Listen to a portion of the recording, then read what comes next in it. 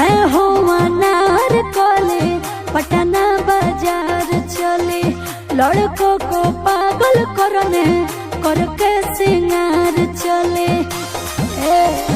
सुनो मैं हूँ अनार कोले पटना बाजार चले, लड़कों को पागल करने करके सिंगार चले। चलो ही तू कान में झूला के काना वाली पातर छौड़न के मोटा देगे चाटा के ओठा लाली, पातर छौड़न के मोटा देगे चाटा के ओठा लाली।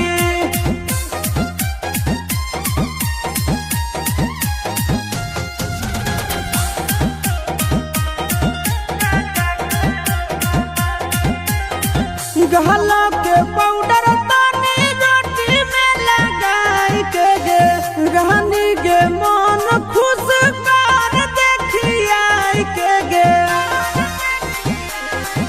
अरे बाबू ये जवानी है बुक नहीं खोलेंगे हम चोले कहूँ। अगे मारो ही तू बान गे नैना से कजरा वाली पातर छौड़न के मोटा देगे चाटा के ओठा लाली, पातर छौड़न के मोटा देगे चाटा के ओठा लाली।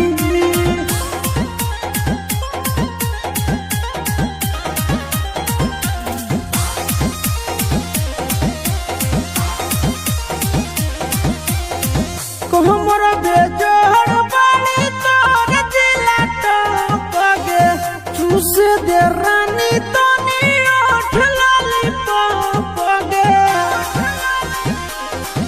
अरे बाबू कातिला ना नजर है, रूप का ये दीवाना शहर है। आशीष नंदन चिंटू राजा के बन जो घरा वाली पातर छौड़न के मोटा देगे चाटा के